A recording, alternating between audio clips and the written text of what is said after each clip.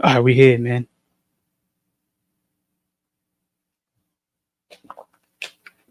All right, we here, man. Peace be to the gods on earth that have taken birth in this place we call Earth. You dig what I'm saying? Peace to all the gods on earth that have taken birth on Earth in this reality that we all find ourselves in. You dig? I say peace to the gods on earth because each and every single one of us are God, the Creator, Jah, the Most High. That's what each and every single one of us is, and we just find ourselves within this construct that we created, within these bodies that we also created. You feel me? Having this experience that we call life over here. You dig? Now, this video is about. Hold on, let me see, make sure. Let me log in. Check my YouTube. Make sure the audio is good before I start going in.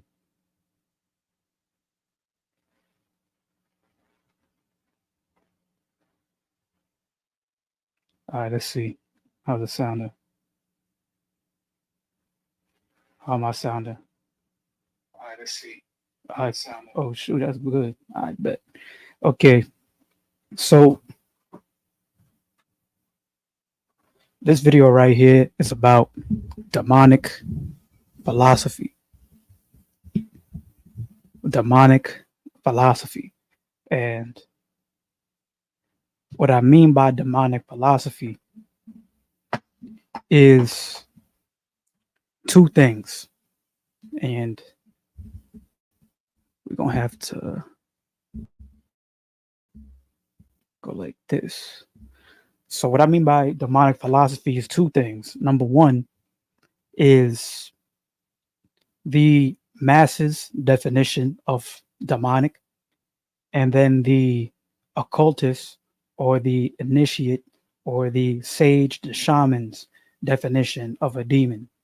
You feel me? Or demonic. And what I mean by that is just like this. Let's see if I can pull up etymology of demon.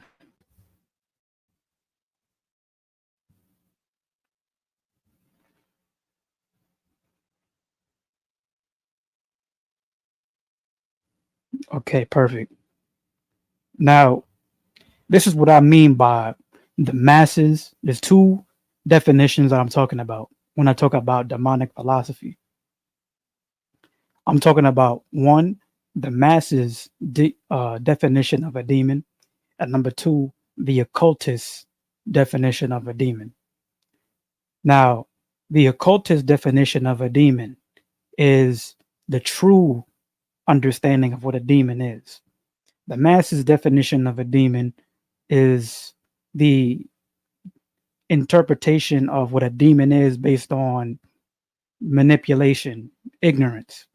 You see, your perception being manipulated by the church, the religion. You know what I'm saying? You're the masses. You're the 85%. You're the people who the powers that be consider to be the sheep. You're the people that the powers that be consider to be the ones that they're leading, the consumers, the ones that they're actively manipulating. You dig what I'm saying? The ones who lack knowledge, the ones whose perception is actively being manipulated for the benefit of the powers that be. You feel me? So let's get into it. So the etymology of demon. Etymology of demon. Now over here we go to etymology.com or etymologyonline.com. From the 1200s. An evil spirit, malignant supernatural being, incubus, a devil. From the Latin daemon, meaning spirit, or from Greek daemon, being a deity, meaning deity, divine power, lesser god, guiding spirit, tutelary deity, sometimes including souls of the dead. Demon also means one's genius, lot, or fortune. And that is what we're going to focus on, really. The occultist understands a demon to simply be that one's genius, lot, or fortune. It also says from Pi Daemon, divider, provider of fortunes or destinies. You see. Now, it's interesting that the etymology of demon is all these different interpretations, but it's mainly two interpretations what a demon is. And like I said, the main two interpretations of what a demon is the masses interpretation of what a demon is and the occultist definition or interpretation of what a demon is. The masses interpretation of what a demon is this first definition that they give you on etymology.com, being an evil spirit, a demon being an evil spirit, malignant supernatural being, an incubus, or a devil. That's what the masses perceive a demon to be. Versus the occultist. The occultist understands that a demon is simply, right here, one's genius, lot, or fortune. If you study the teachings of the occultist known as Bobby Hemmett, then he'll tell you as well that a demon is simply the different parts of your brain, or maybe the dormant parts of your brain, which are untapped, your untapped genius that you have within yourself. And there's a good text called the Lesser Keys of Solomon, which goes over the 72 demons of Goetia. Let's go pull that up real quick. Lesser Keys of Solomon PDF.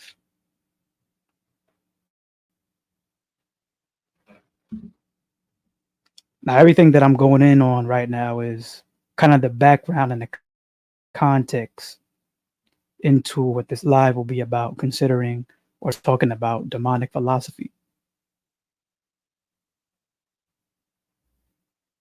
Okay, so is this text right here? This is the text that I first learned about through Bobby Hemmett. The Lesser Keys of Solomon, the Goetia, the Book of Evil Spirits. That's another thing too, when it comes to the word evil, the masses and the occultists also have a different understanding of what evil truly is. To the masses, evil is like you walking around kicking puppies and robbing old ladies. That's what the masses think that evil is. But the occultist understands evil to simply be the most primordial energy. You see, the most primordial energy is what evil is. But that's a maybe we'll go in on that a little bit later. But this is a book called Lesser Keys of Solomon, the Goetia, the Book of Evil Spirits. Now, this text goes in on the 72 demons of Solomon. You see, and all of these right here that you see on the screen, these are the seals of all the different demons.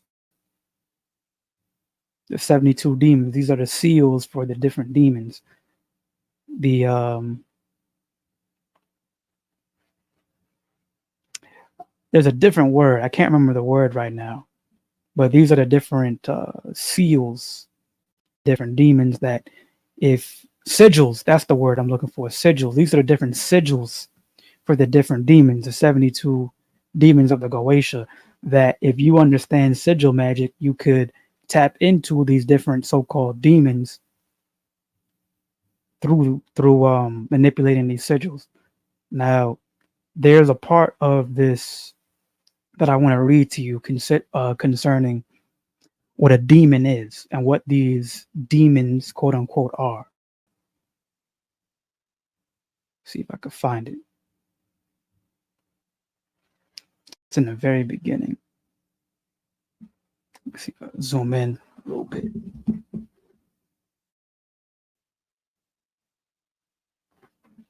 All right, cool. Zoom in so I guess y'all can see that a lot better.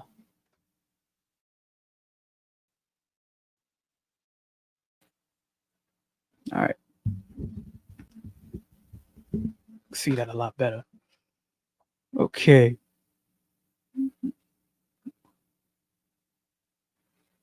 All right. I'm going to find, there's a specific part that I want to read to y'all, considering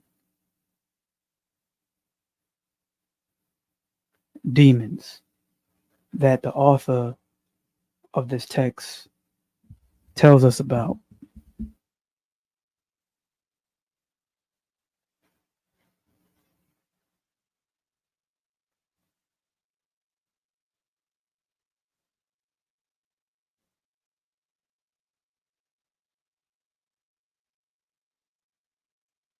I think this is it right here.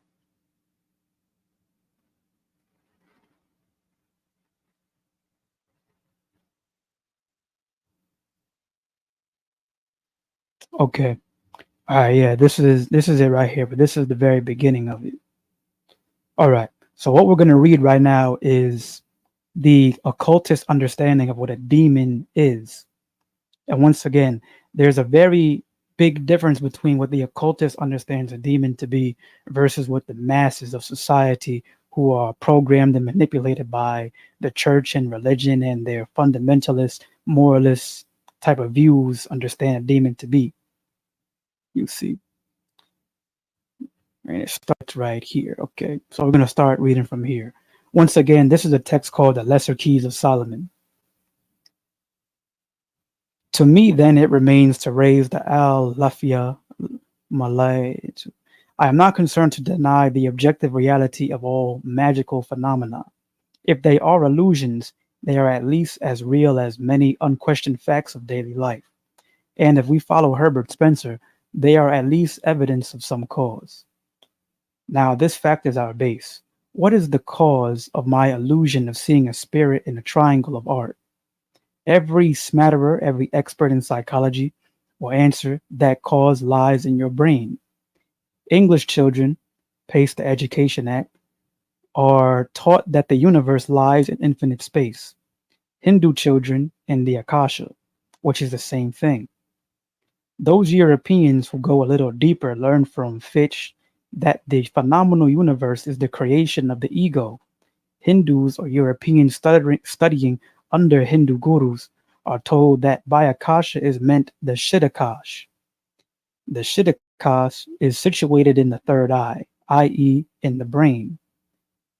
By assuming higher dimensions of space, we can assimilate this fact to realism, but we have no need to take so much trouble.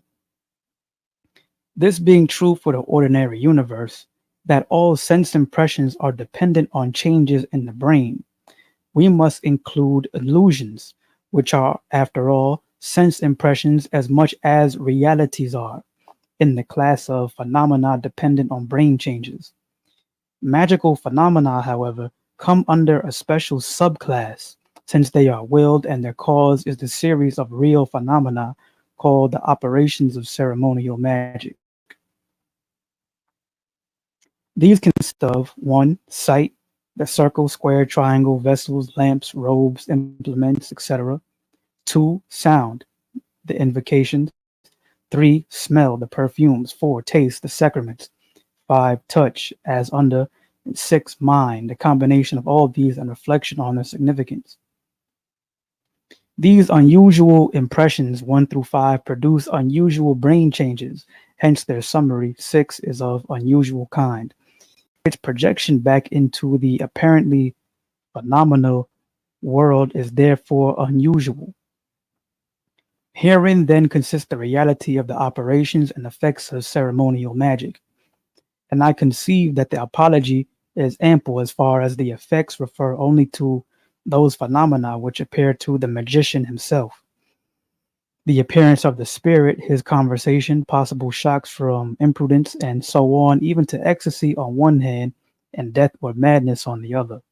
But can any of the effects described in this our book Goetia be obtained? And if so, can you give a rational explanation of these circumstances? Say you so. I can and will. Now, this is the key part right here. The spirits of the Goetia are portions of the human brain. Their seals, therefore, represent methods of stimulating or regulating those particular spots through the eye. The names of God are vibrations calculated to establish a general control of the brain, establishment of functions relative to the subtle world, b control over the brain in detail, rank or type of the spirit, and c control of one special portion, name of the spirit. The perfumes aid this through smell. Usually the perfume will only tend to control a large area, but there is an attribution of perfumes to letters of the alphabet, enabling one by a Kabbalistic formula to spell out the spirit's name. I need not enter into more particular discussion of these points. The intelligent reader can easily fill in what is lacking.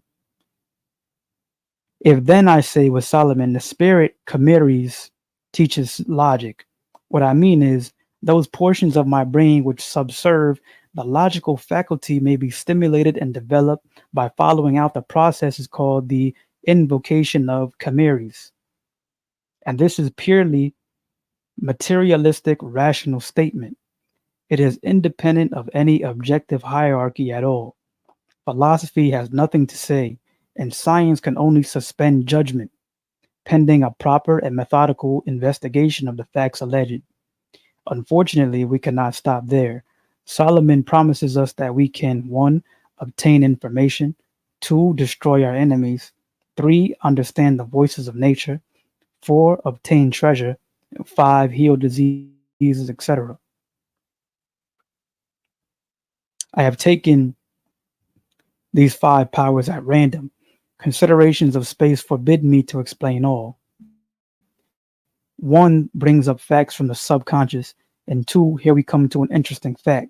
It is curious to note the contrast between the noble means and the apparently vile ends of magical rituals. The latter are disguises for sublime truths, to destroy our enemies, and is to realize the illusion of duality, to excite compassion. Ah, Mr. Waite, the world of magic is a mirror, wherein who sees muck is muck. 3. A careful naturalist will understand much from the voices of the animals he has studied long. Even a child knows the difference of a cat mauling and purring. The faculty may be greatly developed. Business capacity may be stimulated, number 4. And number 5, abnormal states of the body may be corrected and the involved tissues brought back to tone in obedience to currents started from the brain. So for all other phenomena, there is no effect which is truly and necessarily miraculous.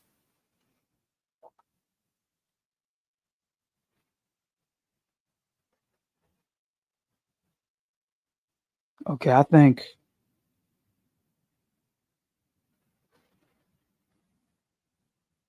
I think that's enough for now.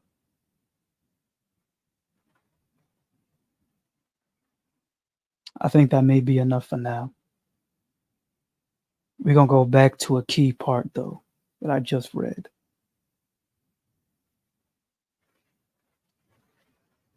And like I said, the topic of this live is all about demonic philosophy.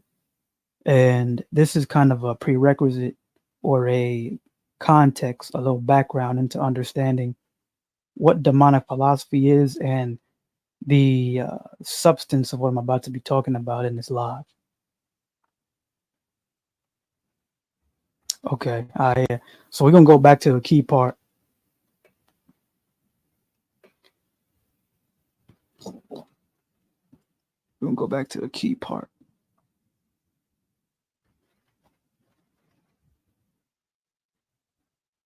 Okay, this is the key part that we're gonna go back to. This is the key part to understand right here. Hold on.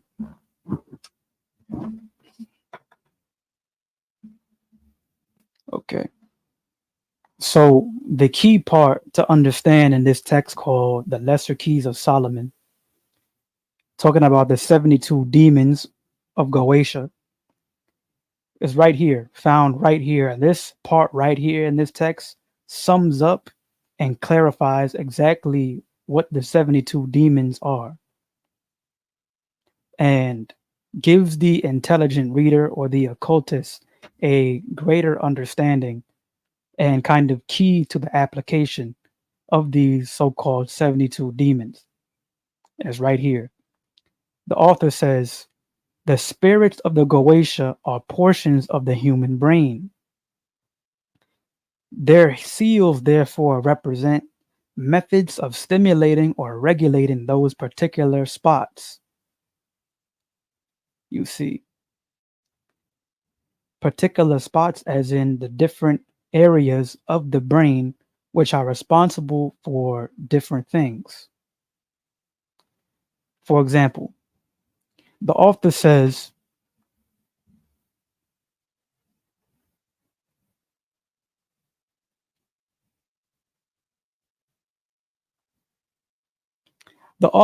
for example, there's a portion of the brain that is responsible for your logical reasoning.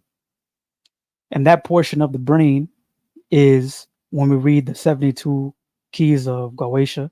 When we read the lesser keys of Solomon and we learn about the 72 demons of Goetia, that specific part of the brain is called chimeres right here. So the author says the spirit chimeres teaches logic. What I mean is those portions of my brain which subserve the logical faculty may be stimulated and developed by following out the processes called the invocation of chimeres. You see. And once again, these magical practices are done through the eye, done through the eyes by observing right over here these different sigils that we see. These different sigils, all right here, all represent a different so-called demon. But as we just read and now we understand, these different so-called demons are simply different portions of your brain. And if you understand sigil magic, then through practicing the magical invocation through these different sigils, using these different sigils, you'll be able to tap into these different portions of your brain and be able to operate at a higher level and, do whatever work that you so want to do based upon whatever so-called part of the brain, so-called demon, I should say, that you want to tap into.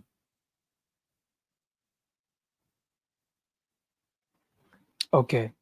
So now this brings me into the main gist of what I'm going to talk about, or what I'm talking about in this live. This brings me to the subject of this live: demonic philosophy.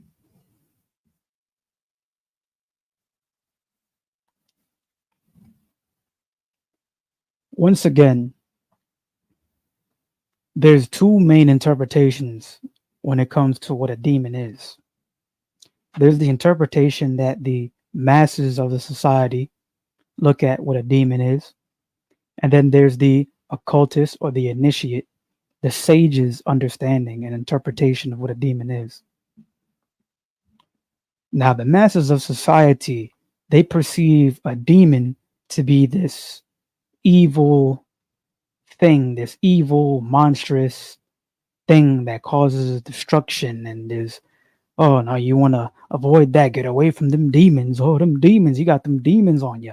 Well, that's a demon, sex demon. Like a sex demon is this thing that makes you just so lustful and so focused on sex and makes you want to whatever, right? That's just the masses' interpretation or understanding of what a demon is. But we understand that the masses, to the powers that be, are what you would consider to be the sheep. The masses are the people who get their information from the school. They get their information from the church. And usually that is where their knowledge and their information stops. The majority of people is in the school and in the church. Bobby Hemmett said in a lecture that we live in a illiterate society. alliterate, meaning we live in a society where there are people, everybody, 90% of people can read, but most people do not read. Even though they have the ability to read, they don't read. Meaning, just like this, what I just explained, the vast majority of people, their knowledge and information on the world stops and is cut off after school and the church. Most people get their knowledge and their interpretations of reality from the school system, what they learn in school in the classroom, and what they learn in the church or from the pastor or from the priest. You see,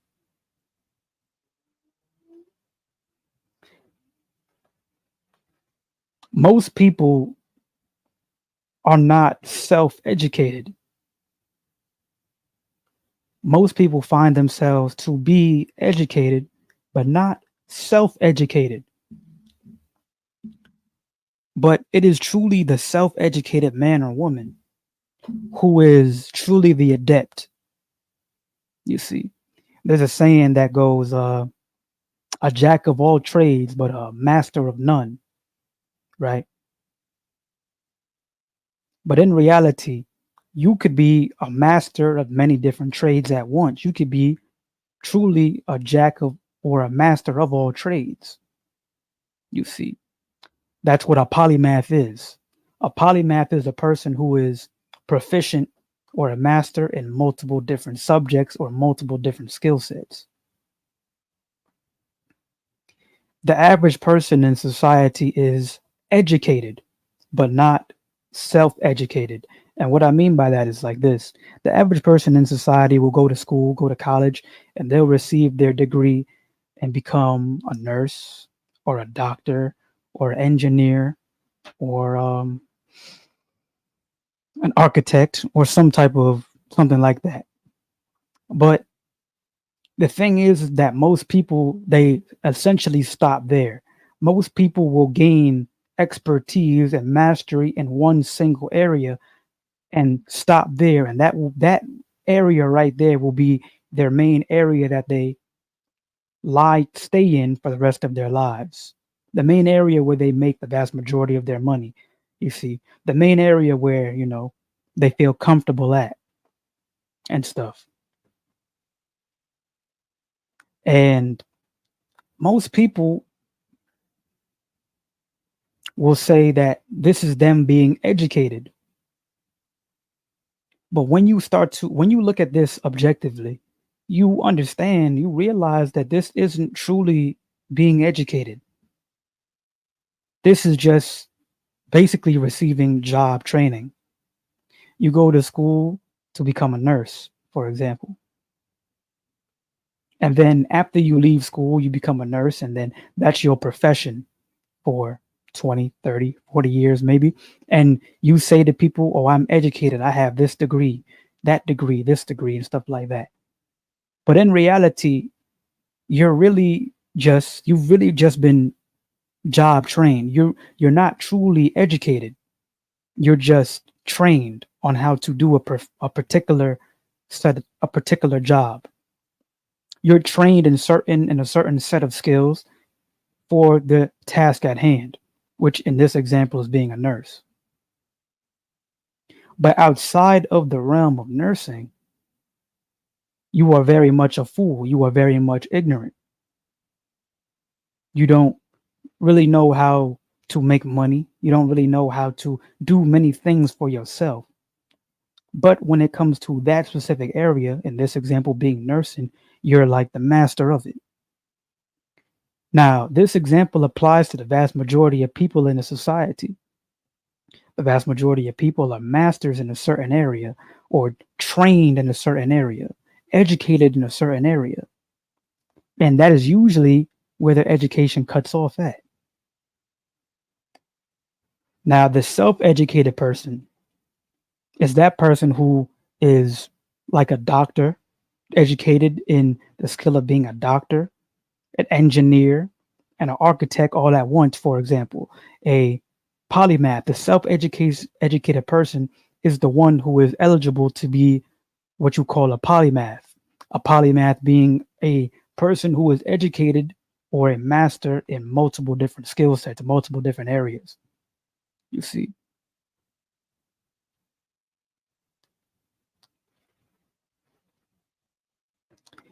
And you see now this perception of education, once again, is a perception that is manipulated by the powers that be. The powers that be give you this certain perception on what it means to be educated. You go through college and you get a degree in a certain area. You go through the ceremony of graduation and stuff like that. And now you call yourself educated because you got a diploma and you did all this stuff. But I could go and get a job, a sales job or some other type of job. And at the job, I'll get on the job training. I'll get job training. You see, in order to learn how to do that specific job.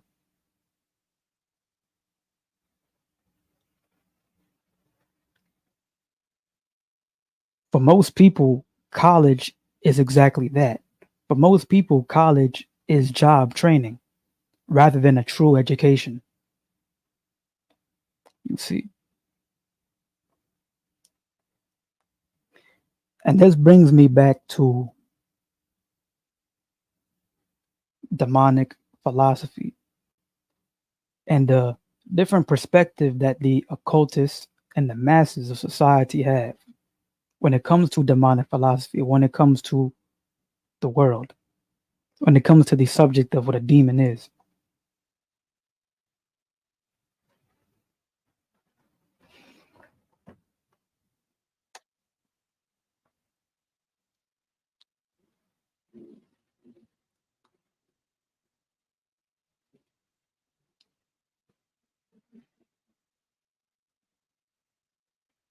Demonic philosophy is simply understanding that you yourself, number one, are the Most High, that you yourself are that God. Whatever you consider to be God, whatever you consider to be the Most High, whether you're a Muslim, you say Allah, or you into the Hindu thing and you say you say Brahma or Shiva or God or whatever it may be. Demonic philosophy starts with understanding that you yourself are that God, and that is your own consciousness. Your consciousness, your very own imagination is what you call God. And through this understanding,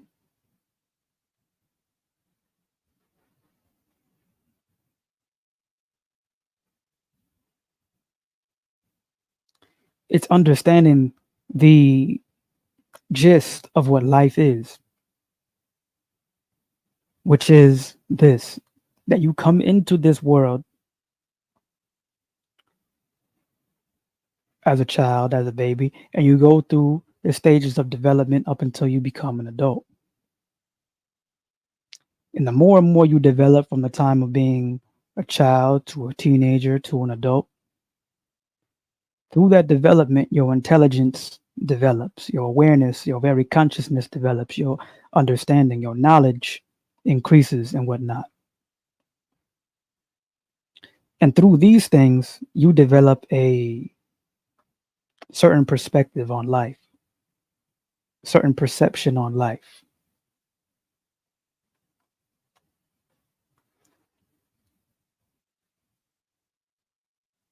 But ultimately, all you truly are is just the consciousness itself.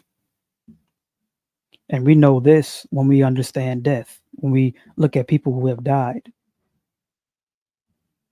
When you die, you leave behind the shell, which is the physical body. Your consciousness, what you call your spirit, is all you truly are. And that consciousness, that spirit, is what animates and inhabits the physical body and makes it so that you're, for example, right now, speaking. What is truly speaking? It is me, the spirit, commanding the body, controlling the body in order to create these vocal vibrations, these sounds that your brain is interpreting as language because you've been taught to interpret these sounds as language, just as I've been taught to interpret these sounds as language as well. And us being taught the same thing, the same interpretations, is what allows us to do what we call communication, to understand each other. But ultimately, all it is truly is just the mind, it's just consciousness. So, demonic philosophy is simply about understanding life from the perspective of consciousness, life from the perspective of you yourself as God, having this experience. And understanding that things like moralism and all the different understandings and interpretations, perspectives that the average human has are just that. They're just perspectives. They're just perceptions. And that ultimately, the only thing that really matters at the end of the day is your own mind, your own perception, your own consciousness. Because the atheist, the Satanist, the Christian, and the Muslim ultimately all end up the same way at the end of the day, dead in a coffin. Ultimately, it doesn't matter how you think or what your perception on life is. Ultimately, at the end of all of this, we all end up the same way. You end up leaving the physical body and moving on to whatever experience comes next. And your body is left behind. The shell, the vehicle that you call the physical body is left behind. So ultimately, whatever you think, whatever you perceive, whatever your perspective is, doesn't truly matter in the grand scheme of things. It only really matters to you yourself. Your perspective, your mindset, how you see things. These are the things which determine whatever type of actions that you take. These are things which determine how you speak, how you move, how you act, whatever, right? But at the end of the day, all it is just perspectives. All it is just perspectives. And the truth of the matter is that the only thing that truly governs anything in this world is universal law. Universal law from the laws of Tahuti. Going off the top of my head, the laws of Tahuti, or the universal laws that govern this entire world: mentalism, correspondence, vibration, duality, gender, cause and effect, and I'm missing one.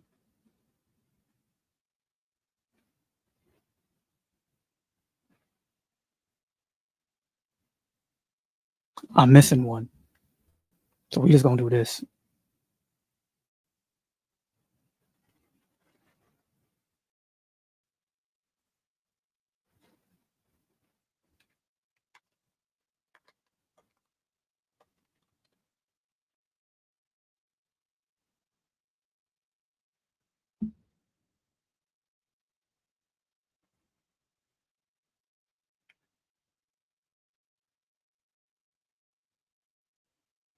All right, cool. All right, cool, right here.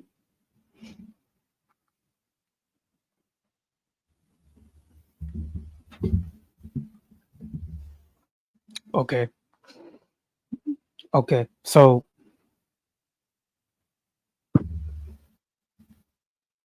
okay.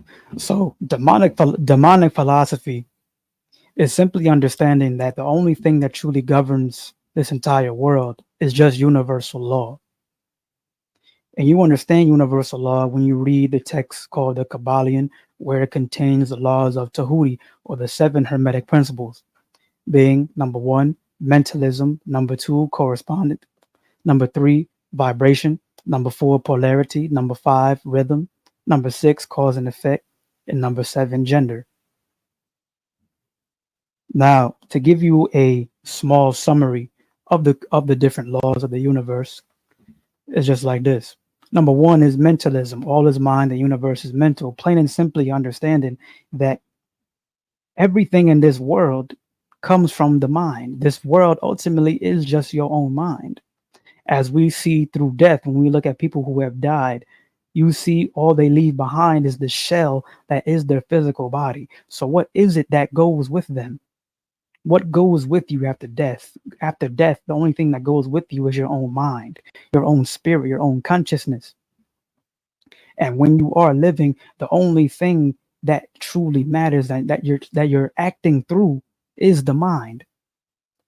When I'm speaking right now, these words, they're coming from my mind, and I'm just speaking what is on my mind.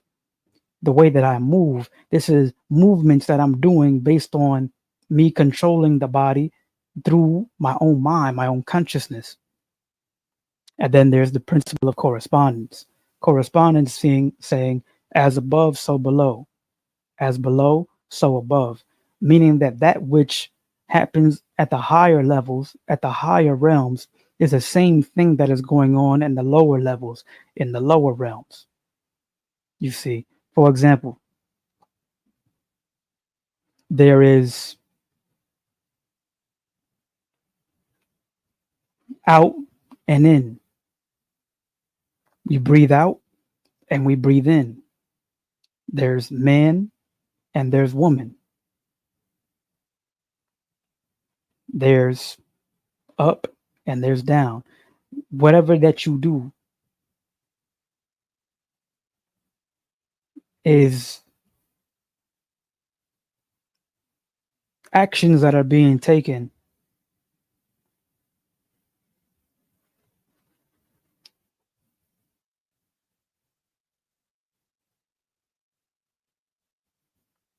or rather, let me rephrase. Whatever that you do, these are actions that you're doing. Whatever action that you're doing, principal correspondence, whatever action that you're doing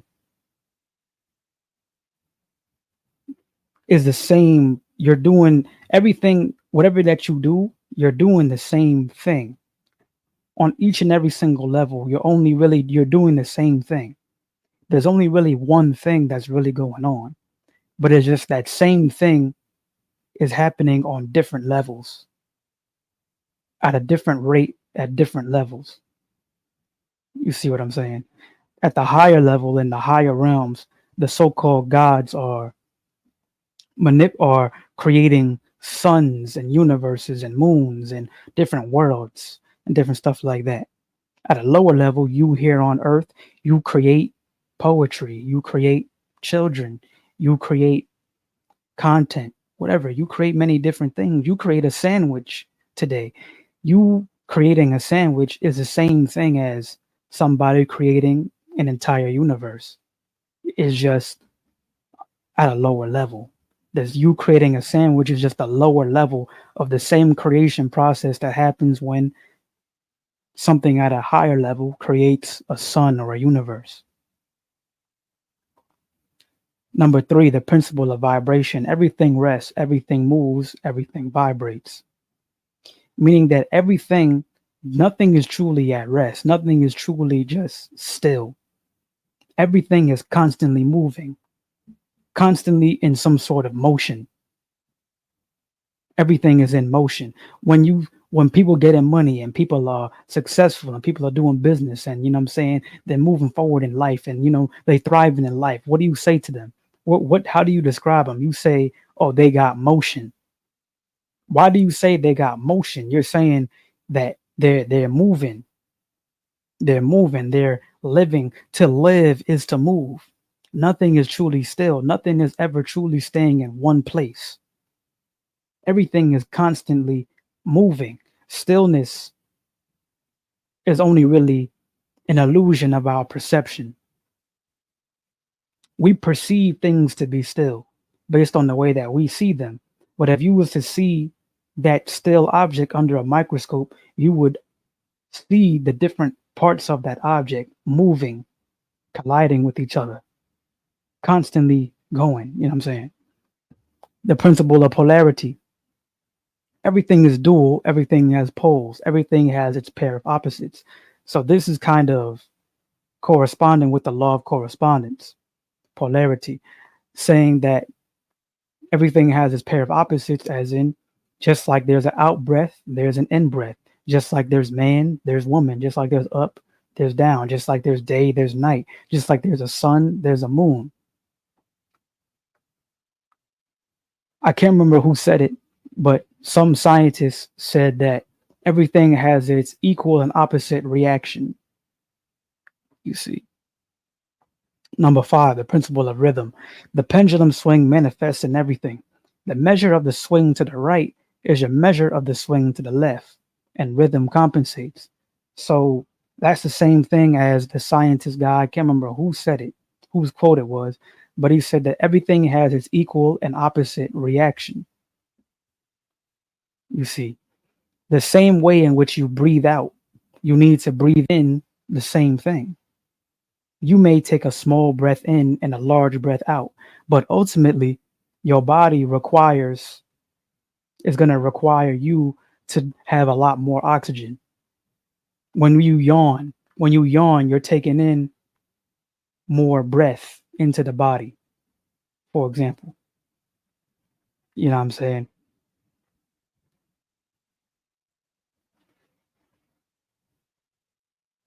When we're smashing, you feel me? When we're smashing, it's the same thing.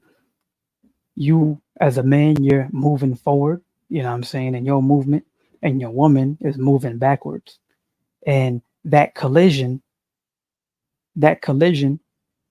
causes her to move forward and causes you to move backwards. You see what I'm saying? You see what I'm saying? It's always a compensation in that entire rhythm that is sex, that is smashing. It's a sort of compensation. And then there's a principle of cause and effect. Every cause has its effect, and every effect has its cause. And we know that. We've known that. We know that one ever since we were children. You see, we know that ever since we were children. Every cause has an effect, every effect has its cause.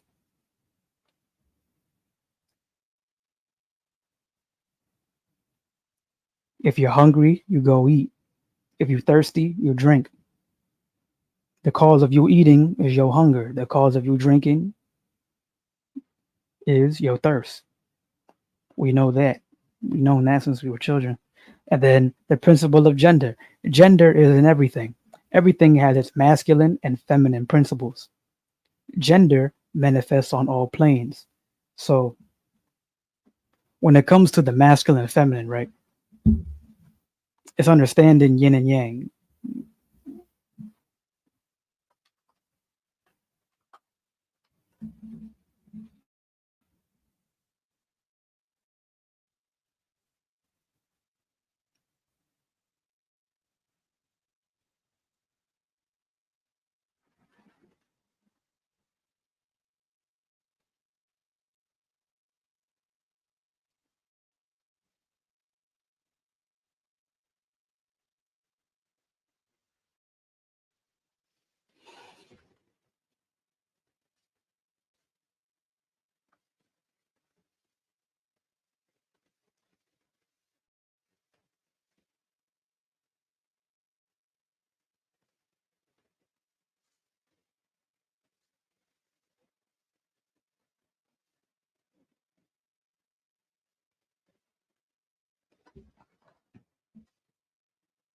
Okay, so yeah, when it comes to understanding the principle of gender, it's simply understanding yin and yang.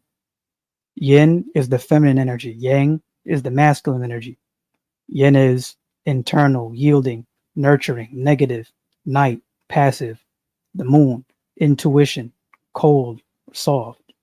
Yang, or the masculine, is external, dominating, initiating, positive, day, active, sun, logical, hot, hard. And we see the law of gender playing out in everyday life. Every day, in every single action that you take, there's masculine and feminine principles at play. in every single action. When you go and you drink water, you're taking in the water. Taking in, that's the feminine. When you drink water, you're taking in. That's feminine energy. That's the feminine. You're taking in. But also at the same time, if you're thirsty and you go to drink some water, you're initiating the action of drinking the water. That's the masculine energy. You see what I'm saying? Or when you go and you plant a seed into the ground, that is the seed of a fruit. Planting the seed, that's the masculine energy.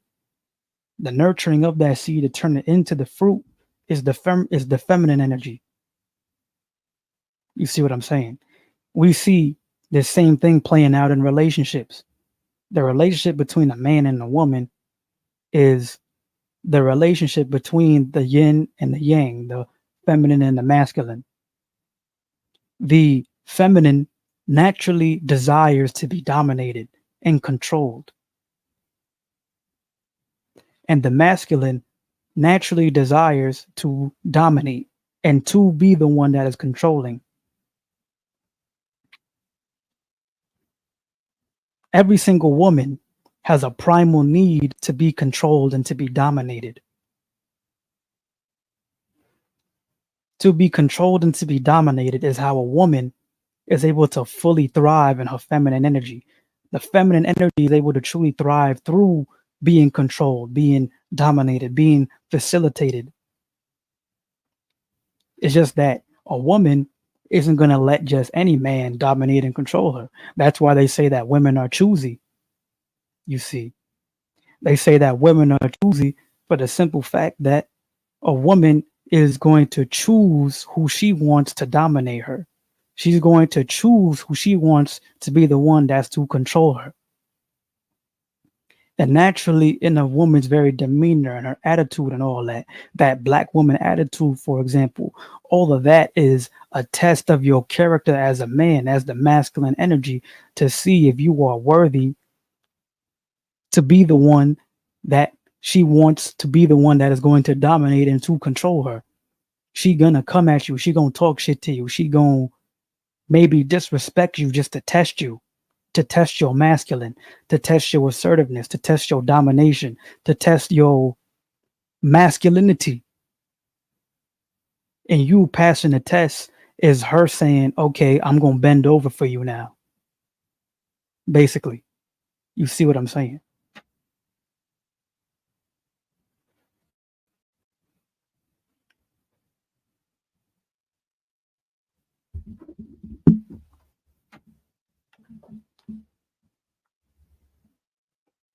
So, yes, this entire world is governed by universal law and universal law only. And everything else are simply byproducts of universal law. The entire concept of Jesus and religion, for example, are byproducts of the principle of mentalism. The mind. The mind is all, the universe is mental. You create all of these different religious, spiritual concepts and whatnot based upon your observation, based on your consciousness. All of these spiritual texts and concepts and everything is created through the mind itself. You see.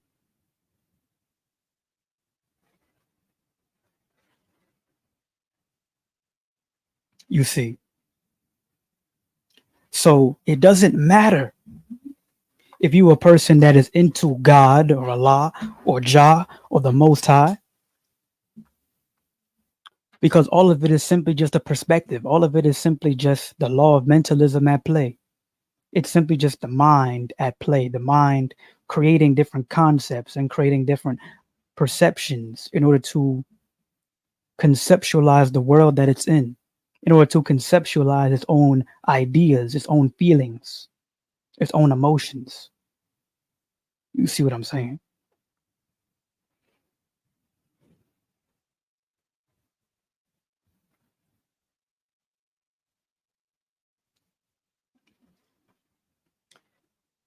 And all of this is what demonic philosophy is essentially all about. Demonic philosophy is your understanding that you yourself are the Most High. You yourself are that God, that consciousness, that spirit that is inhabiting this body and having this experience. And that essentially, whatever you think doesn't necessarily matter. Whatever you think is just what you think. It's your perspective. Whatever your perspective is your perspective. And that's really all that it is. But ultimately, whatever your perspective is, whatever it is that you think is right and is wrong at the same time. When people ask the question, for example, of, do you believe in God? To the occultist, this is a very unintelligent question. But to the average person, this is like a very valid question to ask. To the occultist, this is a very unintelligent question, though, because to ask the question, do you believe in God, is like asking the question, do you believe that you're alive? It's like asking a man, do you believe that you're a man? Asking a woman, do you believe that you're a woman? You see, it's or it's like asking, do you believe that you're breathing right now? It's like it doesn't matter if I believe it or not. You know what I'm saying? It doesn't if you come to me, a man, and you ask me, do you believe that you're a man? It doesn't matter if I believe that I'm a man or not, because regardless of my belief of being a man or not, I don't have a womb. I have a pair of balls. I got a dick. I have a deeper voice than women. I have a deeper voice. I have extra muscle mass. You see, I have a certain body type that is the body type that only a man has. I have the body of a man. You see what I'm saying? And I have certain qualities of my consciousness that are masculine qualities naturally.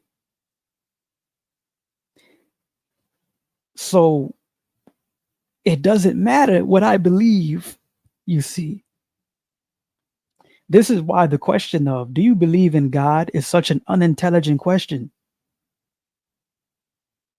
It doesn't matter if you believe in God or not. Regardless, you are here living. Regardless, you are existing. Regardless, you are here in this body.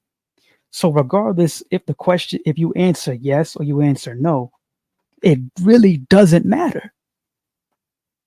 But to the person with a mental bias, to the person with their religious biases and their religious beliefs, which belief is a form of bias, then it does matter. It matters because to you being the person with the bias, you need to have your biases validated. You need to argue and to debate with people, because to argue and to debate is the only way that you can have your biases validated. Because ultimately, whatever that you think doesn't truly matter. It only really matters to you. This is why, in the same way that naturally the people that you vibe with in life are naturally the people that you can relate to. Usually, people who share similar values and beliefs and ways of thinking, philosophies with you. Black people naturally vibe more with other black people.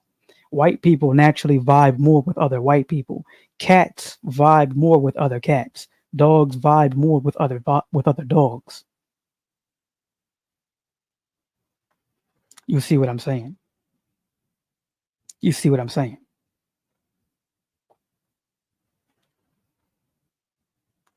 If you were to put an atheist and a Christian in the room, then it would just be an endless argument, because the atheist and the Christian, their minds are both operating from a certain biases. The atheist has a certain bias of there ain't no God and stuff like that. The Christian has a certain bias of, oh, there's a God, there's Jesus and stuff like that. And there's going to be an endless collision, an endless argument between the two forever, for all of time, because all that they're truly doing is trying to validate their own biases. The only way that an atheist can validate their bias with a Christian, or a Christian can validate their bias with the atheist, is by going against it. Fire and water naturally don't mix. Water puts out fire, you see, for example. So fire and water naturally can't mix at a certain level. You see what I'm saying? So a Christian and an atheist in their biases is like fire and water arguing against each other because they're polar opposites of each other. Their own biases are colliding with each other. But ultimately, these things really don't matter. They only truly matter to the person that has the bias. But the person who thinks above this, the one with a demonic philosophy, the one with a God consciousness, is the one who sees above it. The one with the God consciousness understands that everything basically is right and wrong at the same time. Now, don't get me wrong. Don't get me wrong. If you were to eat poison, for example, then you would most likely die. Versus if you were to eat fruit, then you will most likely prolong your life. But these are just this is just nature naturally at play.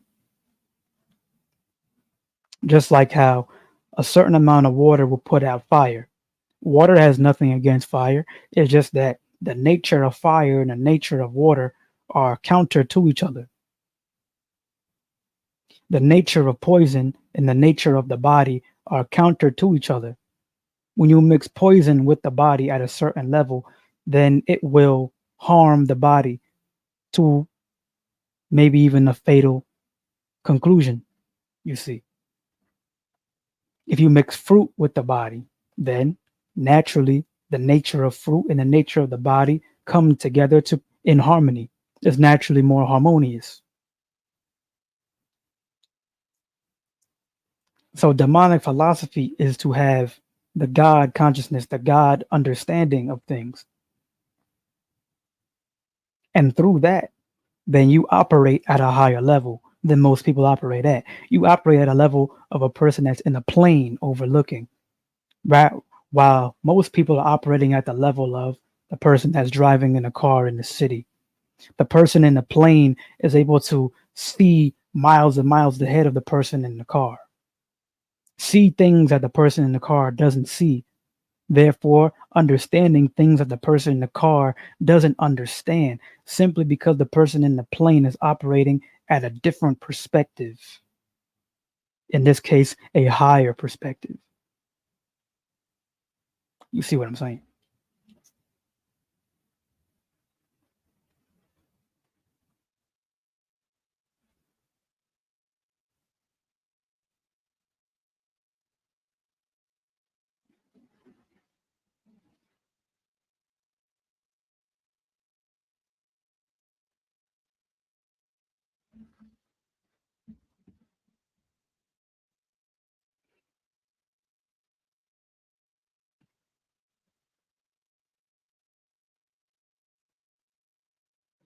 I think I've explained good enough. I think I've explained good enough what demonic philosophy is.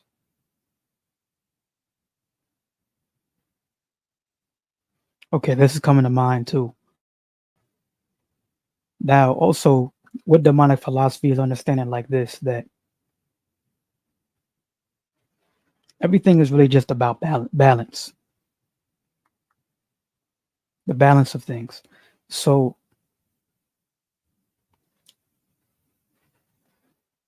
like like Ben, like Uncle Ben said in Spider Man, with great power comes great understanding.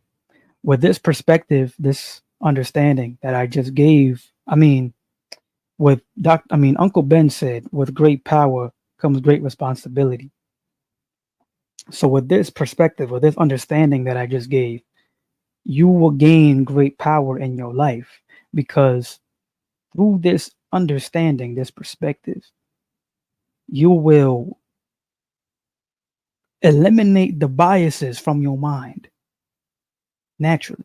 You will naturally eliminate all the different biases from your mind and operate from a higher level. You'll be that person that's flying in a plane while everybody else is driving in a car.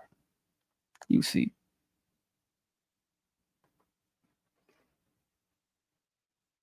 And now with this power comes great responsibility because you could easily become a person that says, man, it doesn't matter anyway. So why don't I just go and kill up a whole bunch of people or something like that? It's like, okay, one must understand the balance in things.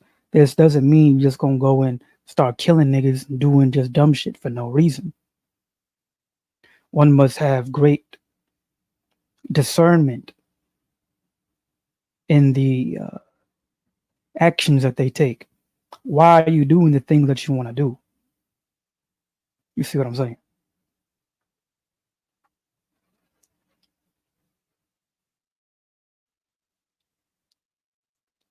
I think that pretty much sums it up.